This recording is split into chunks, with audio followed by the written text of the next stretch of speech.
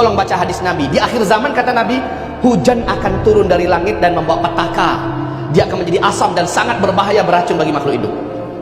Awas, waktu bom Hiroshima meledak, terjadi nggak hujan setelah itu? Hujan itu oleh penduduk yang masih hidup berusaha membuka mulutnya, ya kan? Ternyata yang jatuh adalah sangat asam, ya, dan ini membahayakan, beracun dan mematikan.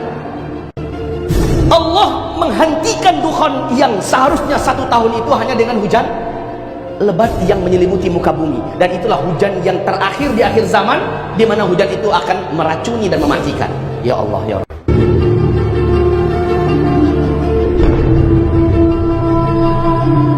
Allah menyebutkan tentang bumi kita ini pernah mengalami hujan meteor, dan nanti di akhir zaman akan terulang kembali bumi mengalami hujan meteor sebelum kiamat. Meteor itu Pak, kecepatan lajunya di ruang angkasa, satu meteor kecepatan lajunya di ruang angkasa 120.000 km per jam kecepatan lajunya. Kecepatan yang seperti itu kalau menghantam atmosfer bumi kita, terdengar bunyi dentuman. Kalau dia besar, maka dentumannya semakin besar. Lah meteor ini, wahai hamba-hamba Allah, mempunyai daya ledak yang berbeda-beda, tergantung berapa besar dan kecilnya. Garis diameter satu meteor, kalau seandainya 2 km saja garis diameternya, kekuatan ledakannya sama dengan 1 juta kali lipat bom nuklir. 1 juta bunda, 1 juta, bukan 2-3 kali lipat, bukan 10-20 kali lipat, 1 juta kali lipat bom nuklir yang pernah meledak di Nagasaki, Hiroshima. Coba, bom nuklir yang meledak di Hiroshima saja contohnya, itu kan gak dapat jatuh di ibu kota, tapi jatuhnya di lembah Pak. Cuma 1 ibu kota habis, betul tidak? Kemudian 50.000 manusia langsung menguap menjadi karbon. Padahal 1 meteor, 1 bom nuklir. Lah ini 1 meteor yang garis diameternya 2 km saja menimbulkan kekuatan ledakan 1 juta kali lipat bom nuklir. Kata siapa? Kata pakar astronomi dunia yang senior bernama Michel Peng. Beliau mengatakan ketika meteor ini menghantam atmosfer bumi kita yang garis diameternya 2 km ini, saat menghantam atmosfer terdengarlah bunyi dentuman yang besar di langit. Boom. Ya. Boom. Maka dia merangsek masuk. Dia pun terbakar bagian kulitnya dan mengeluarkan asap yang sangat tebal. Bagian kulit yang terbakar ini satu persatu lepas, ya, satu persatu lepas. Yang lepas ini meluncur ke bumi. Dia menjadi hujan meteor kecil. Yang kecil-kecil ini bisa menembus bukit, bisa menembus gedung, ya. Dia seperti bom sendiri yang sangat menakutkan. Jumlahnya banyak. Sementara yang besarnya, yang besar, yang intinya, ini terus merangsek masuk. Bapak Ibu, ketika yang besar ini menghantam laut dengan kekuatan ledakan 1 juta kali lipat bom nuklir, tsunami setinggi apa kira-kira yang akan terjadi? Ketika dia jatuh ke laut, langsung Pak, patung Liberty jadi kecil. Ombaknya itu setinggi ini. Seluruh kota-kota dan gedung-gedung besar itu kayak karton mainan, digulung oleh ombak tsunami yang begitu kuat. Padahal meteornya masih kecil.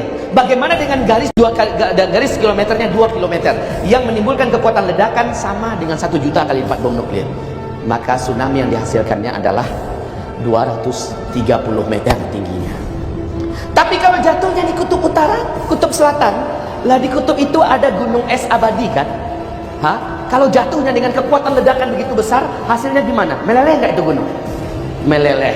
Saat dia meleleh, yang terjadi adalah air laut naik ke permukaan setinggi 7 meter. Maka kota-kota besar dunia yang dibangun di tepi pantai, sementara kotanya itu rendah, kira-kira 2-3 meter, 5 meter, habislah. Apalagi Jakarta. Ini salah satu rahasia kenapa Nabi menganjurkan di akhir zaman kita mengambil tempat-tempat tinggal di perbukitan, mengambil tempat-tempat tinggal yang jauh dari tengah-tengah kota, apalagi di tepi laut. Nabi mengatakan di akhir zaman akan banyak terjadi penenggelaman. Peluang terjadinya dukhan sesuai betul sudah kalau meteornya jatuh ke daratan. Betul tidak? Kalau jatuhnya ke daratan, terus masuk jatuh ke daratan. Saat jatuh ke daratan, titik tempat dia jatuh, radius 100 sampai 200 km, semua makhluk hidup langsung menguap menjadi karbon. Seluruh makhluk hidup langsung menguap menjadi karbon, saking dahsyatnya ledakan ini. Kemudian bumi mengalami lengkungan yang dalam. Lengkungan bumi yang dalam tersebut membumbung ke udara menjadi partikel-partikel yang sangat halus lagi, tebal dan panas. Ya, Terbayang nggak? Terbayang.